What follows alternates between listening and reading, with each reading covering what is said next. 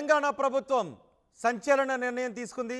CMRF scam కి పాల్పడిన 28 private hospitals ను సీజ్ చేయాలి అంటూ నిర్ణయాన్ని తీసుకుంది. పేదలకు ఉపయోగపడాల్సిన డబ్బులను కొంతమంది అవకతవకలతో పక్కదారి పట్టించారు. సీఎం రిలీఫ్ ఫండ్ నుంచి ఆ స్కామ్ పై ప్రభుత్వం విచారణ జరుపుతోంది. ఈ నేపథ్యంలో ఈ స్కామ్లో 28 ప్రైవేట్ హాస్పిటల్స్ హస్తం ఉంది అనే విషయం తేటతెల్లమైంది. దీంతో 28 ప్రైవేట్ హాస్పిటల్స్ను సీజ్ చేయాలి అని ప్రభుత్వం నిర్ణయించుకున్నట్టుగా తెలుస్తోంది. క్లినికల్ ఎస్టాబ్లిష్మెంట్ యాక్ట్ 2010 కింద రాష్ట్ర ప్రభుత్వం ఈ చర్యలు తీసుకుంటోంది.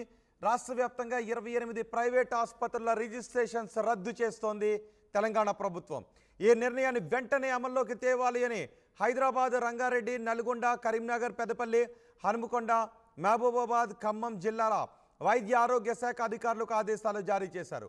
ఈ ఆదేశాలతో 28 ప్రైవేట్ హాస్పిటల్స్ను సీజ్ చేస్తున్నారు. అత్యధికంగా ఖమ్మం జిల్లాలో 10 ప్రైవేట్ హాస్పిటల్స్ రిజిస్ట్రేషన్స్ రద్దవుతున్నాయి. రంగారెడ్డి జిల్లాలో 6 ప్రైవేట్ ఆసుపత్రులు, హైదరాబాద్లో 4, నల్గొండలో 3, మహబూబాబాద్లో 2, కరీంనగర్, పెద్దపల్లి, హనుమకొండ జిల్లాలలో ఒక్కో ప్రైవేట్ హాస్పిటల్ను సీజ్ చేయబోతున్నారు అధికారులు. వైద్యం చేయకుండానే రోగులను సృష్టించి నకిలీ బిల్లులతో సీఎంఆర్ఎఫ్ నిధులు కొల్లగొట్టారు కేటుగాళ్లు. సీఎంఆర్ఎఫ్ కుంభకోణంపై రేవంత్ సర్కార్ చాలా సీరియస్గా ఫోకస్ చేసింది.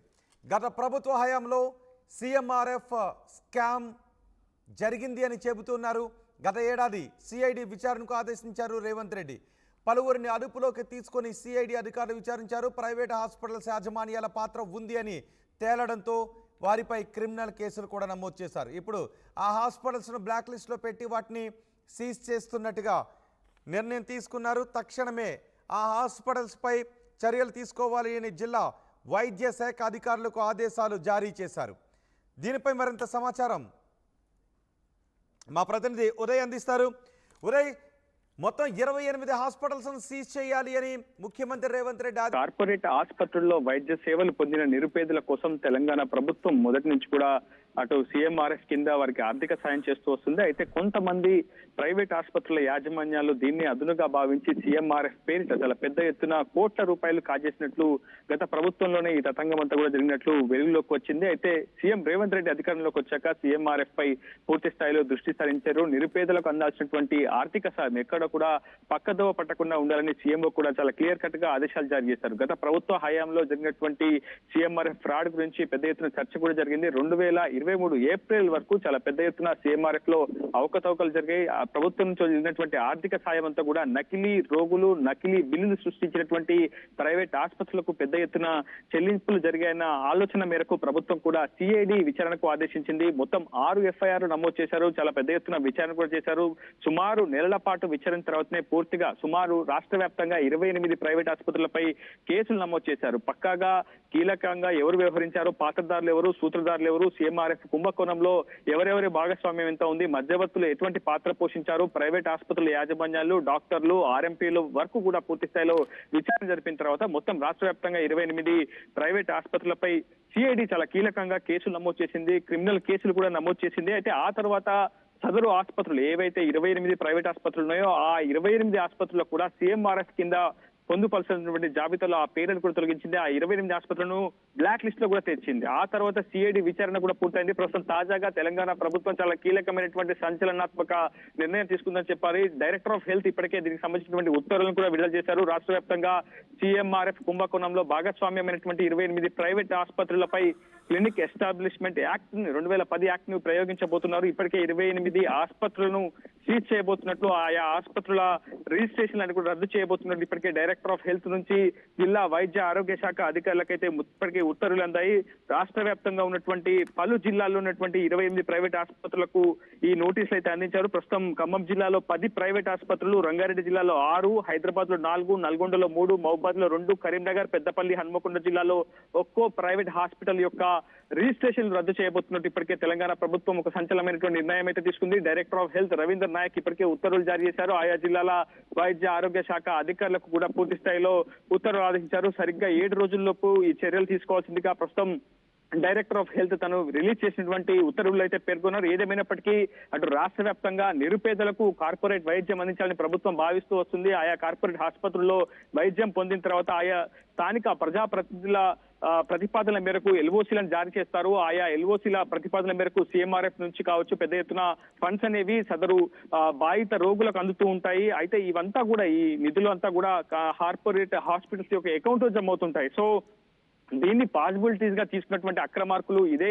అదునుగా భావించి సీఎంఆర్ఎఫ్ లో చాలా పెద్ద ఎత్తున అవకతవకలు పాల్పడి అసలు రోగులు లేకున్నా నకిలీ రోగులను సృష్టించారు, నకిలీ బిల్లులను సృష్టించారు, వాటిని ఫోర్జరీ చేశారు. ఆ ప్రైవేట్ ఆసుపత్రుల యాజమాన్యాల సహకారంతో వైద్యుల సహకారంతో బిల్లులు సృష్టించి సీఎంఆర్ఎఫ్ ద్వారా దరఖాస్తు చేసుకోవడం, తద్వారా సదరు అమౌంట్ ని పొందిన తర్వాత అటు హాస్పిటల్ కు కొంత పర్సెంటేజ్, అటు ఆర్ఎంపీలకు మధ్యవర్తులకు కొంత పర్సెంటేజ్, అదేవిధంగా బెనిఫిషియరీకి కూడా ఆ రోగికి కూడా కొంత పర్సెంటేజ్ ఇచ్చి పెద్ద మొత్తంలో మధ్యవర్తులు ప్రభుత్వ సొమ్మును కాజేసినటువంటి దృష్టి కనిపించింది. ఈ అంశంపై పెద్ద ఎత్తున రేవంత్ సర్కార్ దృష్టి సారించింది. సిఐడి విచారణకు ఆదేశించింది. సిఐడి విచారణలో పూర్తిగా నిజ నిర్ధారణ వెల్లడైన తర్వాత సదరు 28 ప్రైవేట్ ఆసుపత్రుల లైసెన్సులు రిజిస్ట్రేషన్ రద్దు చేయాలని ప్రస్తుతం తెలంగాణ ప్రభుత్వం సంచలనాత్మక నిర్ణయం తీసుకుంది. రోహిత్, వాటి రిజిస్ట్రేషన్ రద్దు చేయడంతో పాటు ఇతర క్రిమినల్ సివిల్ యాక్షన్స్ ఏ విధంగా ఉండబోతున్నాయి?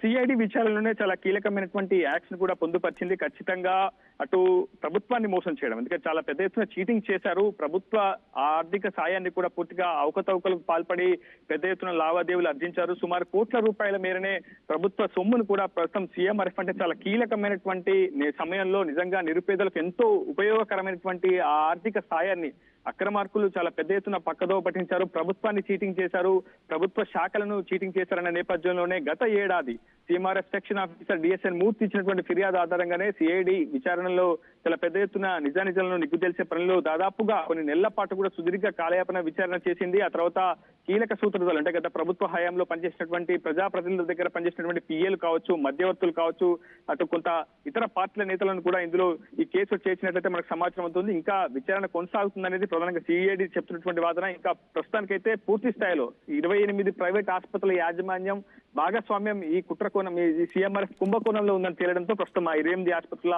లైసెన్స్ అయితే రద్దు చేయడం అయితే జరిగిందని ప్రస్తుతం తెలంగాణ వైద్య ఆరోగ్య శాఖ నుంచి మనకి సమాచారం అందుతుంది. రోహిత్, రైట్ ఉదయ్, కష్టాల్లో ఉన్న పేదోనికి ₹1 అప్పు పుట్టడం, ₹1 సాయం దొరకడం చాలా కష్టం.